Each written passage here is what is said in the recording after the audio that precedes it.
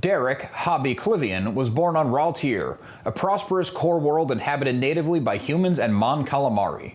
Ralltiir would become a place of strategic significance in the Galactic Civil War. Hobbie always hated the name Derek and asked for everyone to call him Hobbie, a nickname he got on his home planet. He had been interested in flying and starships in general from a young age. He enrolled in the Imperial Flight Academy, Sky Strike, on Montrose.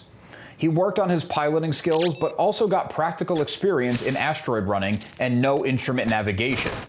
At Skystrike, Hobbie met other young pilots Wedge Antilles and Rake Gary. The three formed a tight friendship and were even comfortable venting their frustrations with the Empire amongst the group. They managed to get word to an agent of a rebel cell using the codename Fulcrum. Fulcrum let Phoenix Cell know about the three pilots who wished to use their skills for the rebellion rather than for the Empire. Phoenix Cell member Sabine Wren infiltrated the Academy using an identity of a fake cadet, Ria Tala. Once inside, she promised to get the pilots out. Unfortunately, Governor Price and an ISB agent, Alexander Callis, caught wind of the possible defection and began investigating. Wren, still undercover, set out on a mock combat exercise with the three real cadets. She had the other members of her rebel cell nearby waiting to grab them all. When they made their move to escape, Price had their TIE fighters disabled in open space. He even had one of the TIE fighters destroyed to show just how serious he was. This claimed the life of Rake. Wren and the surviving defectors were captured by Imperial forces. Hobbie and Antilles began to strategize and escape, but before they could attempt anything, Wren had rescued them. She subdued her own captor before she let them out. The three were cornered yet again, this time by Agent Callis, who was alone. Callis was having his own awakening of consciousness due to extenuating circumstances that will be covered in a future transmission all about Callis. What's relevant to Hobbie's story is that Callis allowed the three to pass and eventually escape. In 3 BBY, the small splintered pockets of the rebellion formed into the Alliance to restore the Republic. Hobbie was stationed on the Atolan Coral Mesa in Chopper Base. The Empire, led by Grand Admiral Thrawn, made a large push to wipe out this growing faction of rebels. Hobbie flew alongside Antilles and 2 other rebel pilots in A-Wing fighters. They assaulted Imperial AT-AT walkers without much success, before turning their attention to the TIE fighters. The battle wasn't exactly a victory for the rebellion, but Hobbie and Antilles escaped along with what was left of Phoenix Squadron and the Massassi group. As the dust settled, Hobbie got something of a full circle moment. He went undercover in an Imperial Flight Academy, Pressbelt Fleet Camp, to extract an Imperial pilot with desires to defect. Biggs Darklighter was stationed aboard a ship called the Rand Eclectic. He was even promoted to first mate around the same time that Sabine Wren was helping Hobbie and Antilles escape. Hobbie incited a full mutiny and used the chaos as cover to get Darklighter to the rebellion. In 0 BBY, Rebellion Command sent the fleet to back up a rogue contingent of rebels who took it upon themselves to infiltrate a secret Imperial installation.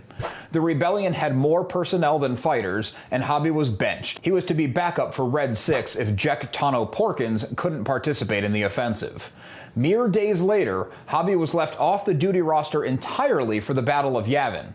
I couldn't find a concrete answer as to why, but it was probably the personnel-to-ship ratio since they lost so many in the Battle of Scarif. Months after the destruction of the Death Star, the Rebel Alliance was at their new base on Mako Ta. The Empire cornered them here as well. Luke Skywalker, hero of the Battle of Yavin, formed a makeshift version of Rogue Squadron named in honor of Jyn Erso's actions on Scarif. Hobbie served alongside Skywalker in this battle, which led to Skywalker inviting Hobbie to be a regular member of Rogue Squadron. Being driven from yet another base, the Rebel Alliance set up on the remote ice planet Hoth. They were once again tracked down by Imperial forces. Rogue Squadron was mobilized to run interference on the Imperial invasion to give the Rebel fleet time to escape. Hobbie was Skywalker's wingman, a position he felt honored to have as Luke was a rebel hero. Hobbie fought well. His T-47 speeder stayed airborne longer than many of his fellow pilots. His speeder was eventually shot, disabling most of the vehicle's systems. Instead of ejecting, Hobbie steered the speeder into the head of one of the massive armored walking tanks. This killed Hobbie, but also took down the AT-AT. His sacrifice saved a number of rebel ground troops. Derek Hobbie Klivian was remembered by his friends and fellow pilots Wedge Antilles, Luke Skywalker, and Wes Jansen. Hobbie used to brew a citrus-tinged potato-based liquor that was so unpleasant to drink, but his friends kept making it and toasting it in his honor. There is a small inconsistency on the subject of Hobbie's death. His death scene in The Empire Strikes Back wasn't originally part of the movie. The official databank on StarWars.com said, at least for a while, that Hobbie did eject and survived the battle. Daniel Wallace's excellent book, Star Wars on the Front Lines, reported Hobbie's death as it was intended to happen in the movie. The Lucasfilm Story Group actually gave Wallace the information on Hobbie's death specifically.